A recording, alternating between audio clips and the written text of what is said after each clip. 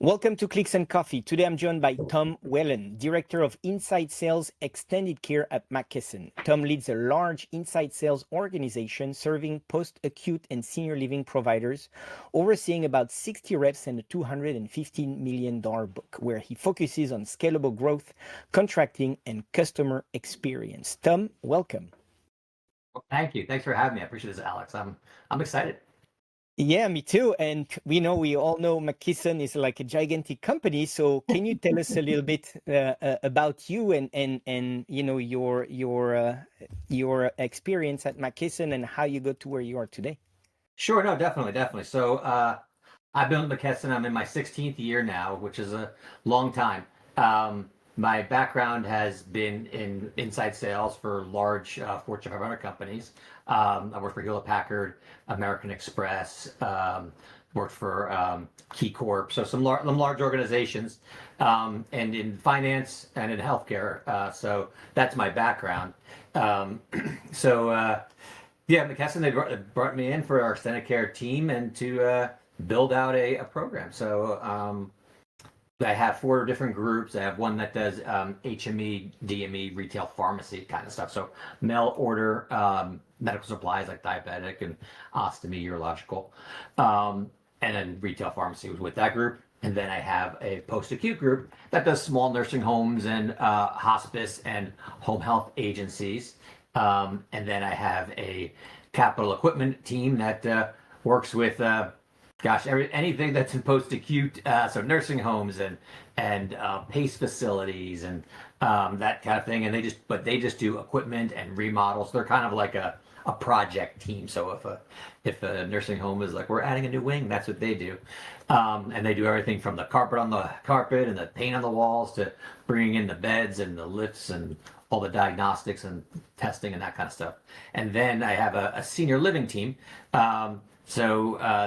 Which is interesting. So they just sell to assisted living facilities and memory care, and they do some rehab as well. Which is nice about that group is that we have a team that's dedicated to it. And so from a medical supply perspective, they don't purchase necessarily as anywhere near as much as nursing homes and some of these other just because they don't have the acuity.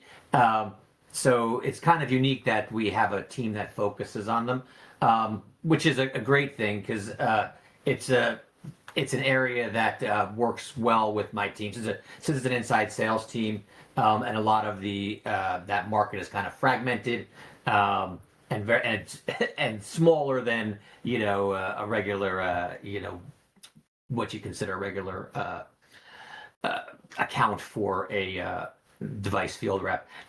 No one really pays attention to them unless it's like right in their backyard or something like that, because it takes a lot of them to be millions of dollars. However, we do gosh, I don't know. I think this year we're going to do about 40 million with them. So we've been doing it for a while, and it's a pretty good market, but it's lots of accounts. Yeah, no, for sure. And so so one of the things that is interesting is like you're kind of at the forefront of what's happening with senior living, and what are you seeing evolving, I would say, for the past couple of years in senior living, or what are like the new projects that they are taking on? Sure, yeah, I can talk about that. So this is probably something that's been going on for a long time in the senior living community, and you kind of, I guess it's been sort of ramping up, I guess is probably the best way to say it, is that a lot of these smaller independent owner operators, a lot of the smaller facilities, communities, they're just being acquired. I mean, that's no big secret. It's the big the larger chains are gobbling them up, I suppose. But what's sort of interesting now, it's not so much just the big massive groups and chains. We're starting to now see some of the medium ones and some of the smaller ones that are just acquiring additional facilities. So even ones that they have maybe 10 locations. All right, well, our plan is to go from 10 this year to 15, and then we're going to ramp to 20, 50, 80, and they're laying out plans for exponential growth. And which I think is interesting because like all of this is private pay. So it's these are I guess it's all the boomers retiring and wanted to have nice a nice place to live and but not totally independent. What's funny is where I live now. So when I drive to my office, we're I don't know maybe about 40 minutes away. I think in the last 5 years, there's been about at least 4 or 5 new assisted living communities kind of pop up along the way that I drive, which I think is just so interesting. So it's a growing market. It's an exciting one to be a part of. So that's and I like it because I feel like we're kind of helping people when they sort of need it the most, right? When they're they're kind of ready to retire and kind of relax and stuff. And that's I think where I feel good working for McKesson and being able to help our seniors. So that's like one thing. Now, I don't know if that's a huge. I don't know if that is a huge secrets, but that's a big thing that we're seeing, and so helping our customers scale. Another thing, and this is probably a lot of growth in the last couple of years. So the ALFs, the assisted livings, are been offering amenities and services and things like hairdressers and haircuts and that kind of stuff, and it's probably more like resort type amenities, but. Now they're trying to offer more services, and I'll say clinical, but I mean not clinical to that you would necessarily need like a physician or a nurse there. Things like so we I'll say maybe 7-8 years ago it was pretty new, like an incontinence program. So for residents that are incontinent, providing briefs and pull-ups and that kind of thing as a part of their service. When folks, just as part of their monthly payment, when they pay their residency bill. That was new, probably 7-8 years ago, and we started introducing it probably about 10 years ago, maybe 11, 12, and people were like, "What? No, the families take care of that. We don't worry about it." And now we're finding is that many. I'll say almost all of the larger chains are doing it, and many of the independents are doing it. Just offering incontinence products as part of their just daily fees or monthly fees, I should say, and because again, just a focus on making it easier for the families, which so incontinence is now kind of like make it a little easier and more. Yeah, make it more accepted to do that and to be free to talk about it. Oh yeah, we have that, of course. That's totally wrong. Which it is. Yeah, and keeps the family. So the last thing they want to happen is if there's an accident or something at night, and calling the families that hey dad's had an accident. Next time you're in, can you bring a box of diapers or whatever? So someone carrying in a big box of Depends, that's one thing. Or taking them from another resident. Oh, Mr. Jones, I'm going to take these 3 and then give them to your neighbor. Like that's it. It's dignity and it's quite frankly, it's just annoying to the family, to be honest with you. So having something in house just makes it easier. And I'm not even sure what they add to the payment, but it's not much in when you think about it overall. What their monthly payments are and things. So it's just easier and it's nice to have peace of mind. But from an incontinence, that's like one thing. Now, which we're starting to see, not as common, but it's starting to ramp up, just like the incontinence was, is diabetics. So many folks that are in senior living are there's comorbidities and diabetes being one of them, and so having a program for something like that is starting to come up now, and then not even that, that offering, we're starting to see testing, so things like testing for cholesterol, testing for glucose we talked about, flu, doing flu, testing for flu, testing for COVID, testing for strep. So again, another service being offered that's available so that you don't have to have someone come pick them up and take them out to the physician, the doctor, and that kind of stuff. So again, or having folks come in and doing things like flu clinics and that sort of stuff, because it's distributing the shots, and we're just about getting into flu season now. We're just starting it up, so it's But it's those type of services that weren't necessarily commonplace 10 years ago. They're really starting to ramp that up and make it easier for the residents and the residents' families and that sort of thing. So those are probably the two biggest that we're seeing. And since we sell medical supplies and equipment, we talk about that kind of thing all the time. Yeah, we're not going to talk about pickleball, but Yeah. and what is one thing that you're kind of seeing, ramp up a little bit that you're surprised about in senior living? This is I don't know if it's a surprise, but I think it's actually I'm grateful to see it, and I'm not just saying from like, hey, a sales perspective.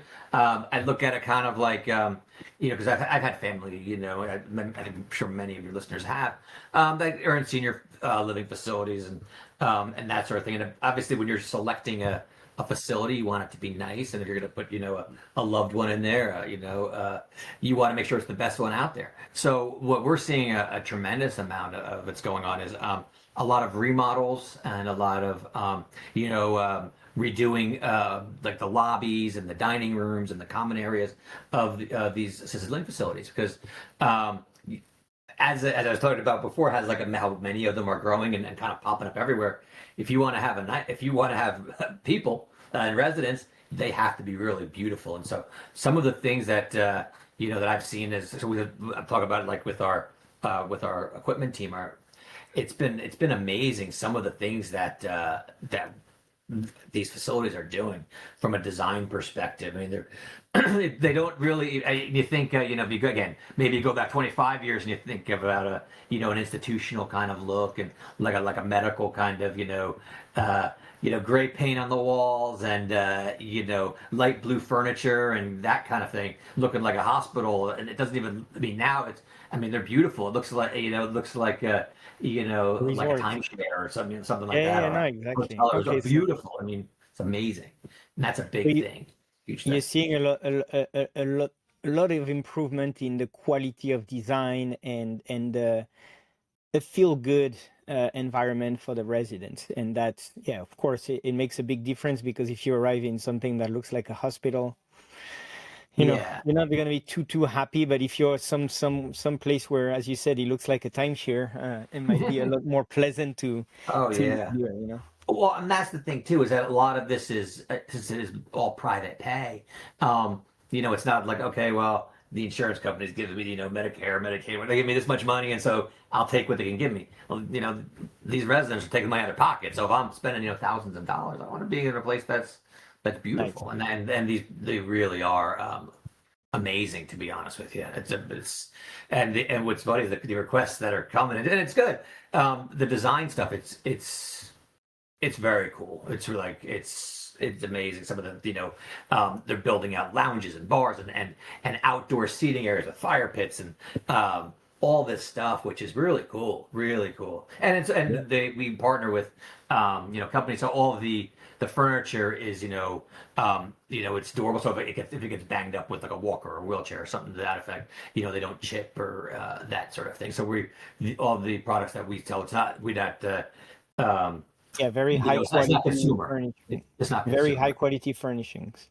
Yeah, and because it has to be, the handles are easy to grab if you have arthritis and things like that. So they're manufactured that way to be easier, less pinch points in the maybe it's in the beds or in the case goods that are being provided. So, but I think you have to do that kind of stuff. And then you start getting into a lot of facilities are doing like memory care and things like that. That's where then you start getting into the rehab stuff and making sure that there's products that work for them, and kind of also, which is pretty cool. They we have some of the partners that we work with, because my team does manage the project.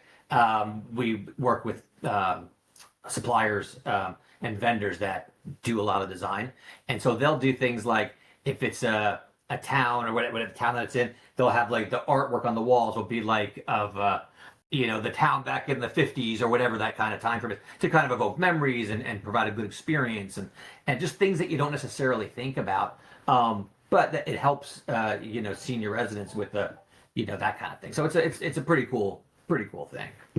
But you're gonna have to share with us some examples. Yeah, I could get you some photos maybe. It's pretty cool. It's pretty Yeah, cool. no, no, for sure. And so one of the things that we talk a lot, that everybody talks a lot about also is technology. And so are Mm. you seeing also a big uptick in like medical, like advanced technology, medical device, beds with sensors and all those things to improve the quality of care? Yeah, yeah. In senior living, not as frequent because a lot of times the furnishings that are in the rooms they're responsible for. Um, but yeah, within the within our nursing homes and also within some memory care, we'll see beds that actually will sit up and pivot. We had a like so every week we're bringing into our office a different manufacturer and kind of showing their stuff. So last week we had someone that showed at a rehab chair that the the straps in the back of the chair actually mold to the person if after they sit into it for whatever 45 minutes or so. So like things like that, and yeah, with asset tracking and things like that, we do have a lot of that, and it's starting to become more and more. It's not just okay, let me throw a bed in here and a dresser there. It is evolving the technology. I think it probably is going to get more and faster. Than it has been probably the last, I think we've seen more probably in the last maybe 5 years than we have in the last maybe 15. Oh, wow. But yeah, it's It's moving at a we're not fast to the pace. point. Yeah, yeah, we're not to the point yet where like we have whatever robots walking around and kind of delivering medications, but we're probably not too far off. Yeah, no, no, for sure.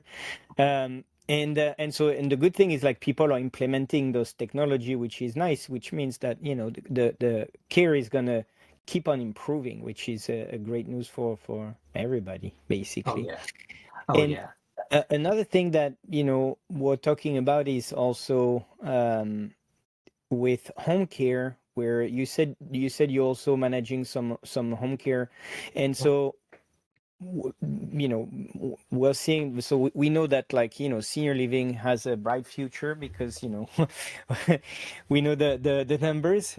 How home care is doing, because same thing, we're also seeing that people don't necessarily want to move to retirement homes or to assisted living Yeah, facility and want to try to stay at home as much as possible. And now again, with technology, we're seeing that yeah, it's feasible now. Same thing with yeah, sensors, Apple Watch, system to call, fall prevention, all those things, and then even the electronic medical records that now you can be AI. So like you can have a lot more data and a lot more analytics and proactive, I would say, proactive treatments for all the people that I want to say. And so, how are you seeing everything that I just said? Because I was seeing yeah. you nodding. How what are you seeing on your side of things? Yeah, yeah. So, what we're seeing a lot. So, I'll say this in general. Apple Watch, Aura rings, those kind of stuff, those kind of items are helping everybody, not just seniors, but everybody be take more of an active role in their own healthcare, which is great. So you can how much sleep you're getting, how much you're walking. You can log the water you're drinking, all that stuff, but it helps people be kind of be in the driver's seat of their own health, which is kind of funny because again, you go back 20 years, 30 years, nobody did that. No, no, no, I can't for sure. imagine my parents, my dad being like, oh, I got to drink more water today. Like, never. He got the water drinking beer, maybe, I don't know. But Exactly. Make sure you but don't yeah, drink so 5 per day yeah, of exactly. beer. I drink enough water. But yeah, so as it relates to home care, yeah. So what I've seen I'll say from the day I kind of walked in the door to the till today, in our home care space, a lot of I'll say our customers, we're basically shipping medical supplies, diabetics, ostomy, urological for folks that have chronic illness, and that's kind of what they did and build Medicare and I'm sorry, Medicaid and Medicare too. But over the years, with cuts and things in the reimbursement, what's been helpful, and it's sort of helped evolve because yes, you're 100% right. Unless our families and our people we care for and those that we love and are responsible for, require a high acuity, have a high acuity and need to be in a nursing home. Nobody wants to be in a nursing home, right? I mean, that's where, trying to keep people at home as long as possible. So a lot of these DME providers, so two things, people want to be at home, and insurance reimbursement cuts have kind of forced them to expand their business. And so one of the things that many I've seen are doing is home renovations. So they're going into people's homes and say, okay, well, let's put in ramps. Let's do grab bars. Let's do some of the things that make the shower, remodel the shower. Yeah, shower chairs and that sort of thing. Lowering the steps and taking the step up on raised toilet seats and some of that stuff. So they're able to put use some of the med equipment and supplies that they may be selling otherwise, doing some I say minor construction, but some of it could be pretty elaborate. And making it easy for them and helping their business succeed, and also selling more retail type items, and that's been a big thing. But yeah, no, it's so what's interesting is that as the assisted living kind of business has pretty much exploded, the nursing home business has not grown as I'm talking about traditional residential nursing homes. That hasn't, it's been flat or growing, 1-2% or whatever the industry is, but it's a fraction of what it is in home care and in senior living, just because people want to stay home, and that makes sense. I mean, nobody wants to be in an institution if they can, if they're well enough to stay home. That's the thing now. That's the big caveat. If they're not and need that kind of care, obviously they'll be in a skilled home or just something like that. But we've seen with our home care world, especially with the home health agencies and things, that's been a lot of explosive growth there, because a lot of times we'll even see home health agencies visiting people in not just home, but some of the assisted livings and some different ways to service those residents. No, it's a ton of great information. And so you get all this information, you have all this data, and I'm sure that your company utilize this data to serve even people better. And so how are you guys, making sure that you're keeping up with the trends, forecasting? Because inside sales, I'm sure that one of the big thing is like, how can we serve the current client that we have in the best way possible and really help them understand their own business at the end of the day, and the supply. And so how are you guys keeping up with all those changes and trends and inventory? Because we also, a lot of the inventory can be perishable. And so how do you help your customers? Yeah. So we do have lots of folks within our organization that do kind of trending and market intelligence and that sort of stuff. I'll say from our perspective, one of the things that we do a really good job of, McKesson in general, within our extended care group, but I'll say within our medical surgical group, is we have a system. It's their ordering system. It's think of it like just like any kind of shopping cart sort of thing online. But what's attached to that is we have it's called McKesson Business Analytics, and so within that, a customer can go and drill into and see all of the detail of their spend with us. They could see how much they spend in urological, how much they spend in incontinence, how much they get in equipment, and they could see how many times I've ordered this, or what item number I know. It's really detailed, and then they could also say, well, I buy this product. Well, is there, maybe the manufacturer had come in here 2 weeks ago and they talked about this one. Can I compare it? And they can get there's cut sheets and data in there so that they can, review and understand it, and how they can do that on their own. But 9 times out of 10, usually these are busy people. So some do pull their own data, but mostly it's our reps kind of going through and walking them through the tool. And we have, key performance indicators so that our reps are actually doing that with their largest customers and their newest customers primarily, to go through that with them. And we even show people before they even work with us, we say, hey, you know what? They're like, oh, well, I can buy a box of whatever online. I can get it. I can get that stuff anywhere. Why do I need it from McKesson? So, well, let me show you this. And we do like a little, we call it like a pre-analytics report. And once we show them what's available to them and that's free. That comes along with the whole, there's no charge in that. It's funny. We had one customer one time, showed it to them.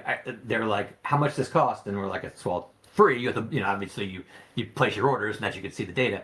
And they're like, oh, well, they were like, okay, well, we just hired somebody and we just put all these tools in place to do this. And, so I guess now you can charge us whatever you want. It was actually kind of funny. But yeah, that's one thing. And that basically gives control back to them, the customer, because it's there, it's online, so it's 24 hours a day, and it gives them really good. And that's one tool I can tell you that. I mean, there's several tools we invest in, but that one we continue to invest and evolve, because for our owner operators, and our chain locations and things, it gives kind of power back to them. It gives them a nice tool to be able to manage their business, and because they can even say, oh man, wow, we're purchasing a lot more. I'm just making this up. Wheelchairs as an example. Maybe we need to do a better job with building out some rehab and maybe helping to strengthen. Or we're having a lot of falls. Maybe we should get some way some bed alarms or something. They can see that kind of stuff, which is cool. It's a nice. Or they can talk to you, and then you can tell them all about what they should be doing. Right, exactly. No, exactly. And that's usually what happens. Yeah. Because they don't look at it super often. I mean, some do, but our reps are there every quarter talking to them, and they're like, "Hey, let's go through this." And then it's like, "Wow, what should we do?" Well, let me help you. This is what we can. This is what we have. And it's a good. You have so much data that you can really guide people and help them with things they don't know, because there is always the saying, you don't know what you don't know. Right. And a lot of the time you can just pass totally by it without realizing that could help you dramatically.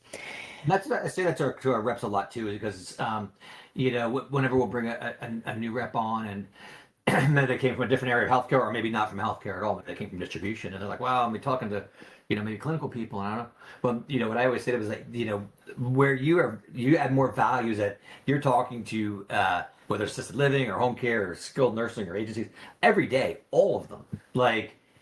Yes, they may understand how the health and how the body works and or doesn't work in some instances, but what other folks are doing, and that alone is huge. And you can see trends. Which is the same thing in digital marketing. With us, sometimes we have clients that call and say, "Hey, what's happening? I'm seeing a big drop in leads." And then we know that we have 2 or 3 other clients that are having the same thing. And we know it's just a trend. And then sometimes we can see it's a trend. So that way we can try to figure out, is there some kind of a market influence, or is there something that happened that is making people, order less or call less or things like that. And that's, as we say, it's knowledge is power. Oh, agreed. And that's one of the values. Yeah, it's one of the values we have. Yeah, no, for sure.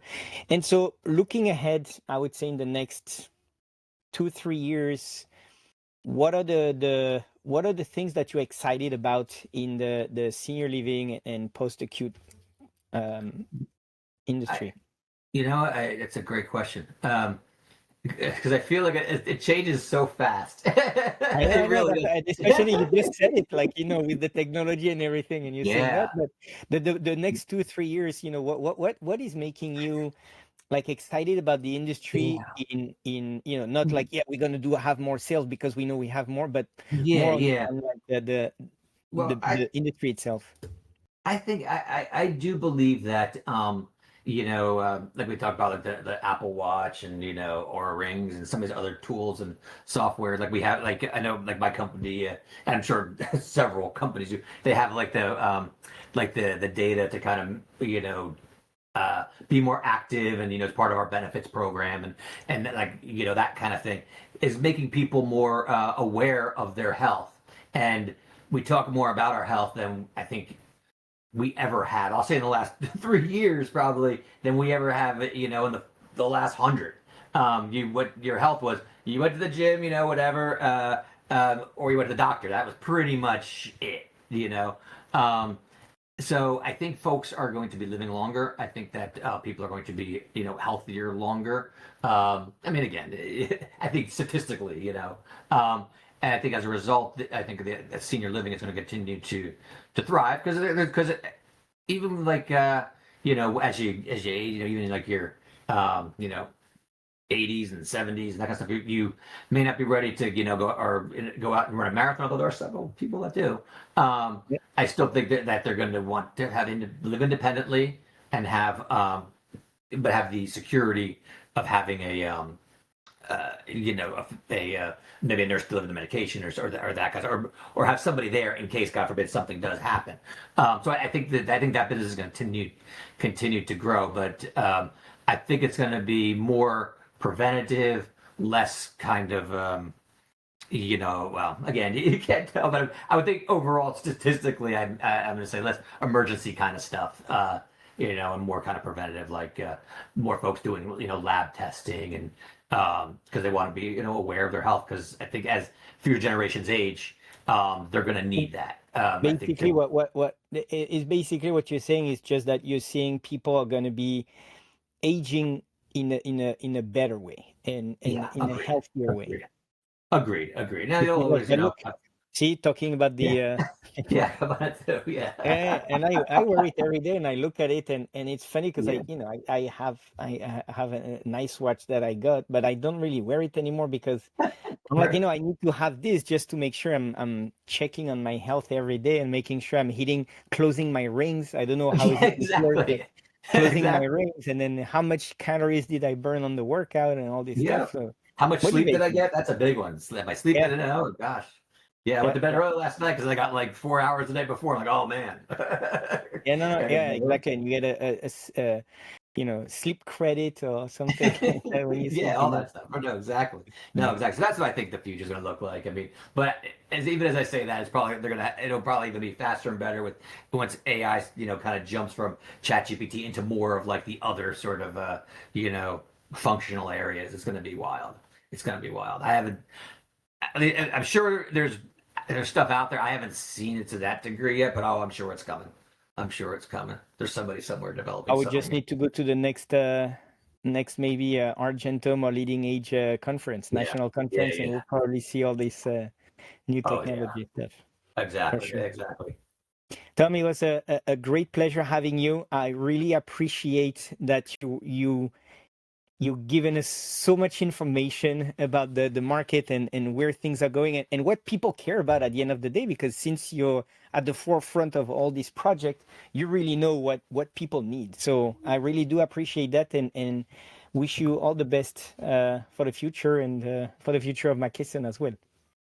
Thanks, Alex. I appreciate it. This was fun. I liked it. Thank you so much.